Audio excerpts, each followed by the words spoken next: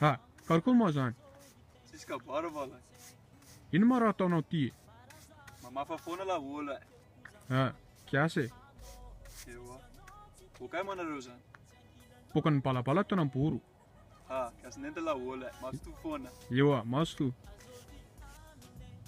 Manakory. Tsara be mansafa. Soa be. Magnano ina anao? Magnadanja tegna foana. Eka. Bavata koa lalo zegny. Fiagna agnaty jiaby zegny. Eka, ça c'est vrai. Masto laly. Sotsa laly. Te hoana zoky? Kaiza lesy zany? Fa hoana lay ty?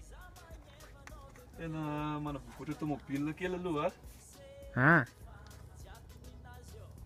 Te hoana? Tsara? Tena aoka. Tsika manamboatra fotsiny tsika. Ha. Ok. Zay aloha zany. Ha. Masto lesy. Ha, veloma. Akory aby sa? Tsara be kory aby sa. Tsara be. Ino ataonao? Mitipoka eky. Ah, tsara be. Eka. Eka rô. Akory kay? Besory kay. Akory rehe. Salama. Talito raha soa. Besoa avao. Andao ai rehe. Andeha vehivavy aligny. Eka. Ndakory aby niany. Soa be. Ino ataonao? Mina say dap nama.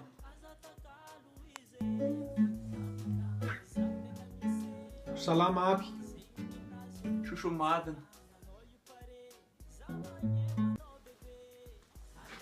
Quiz. Bona.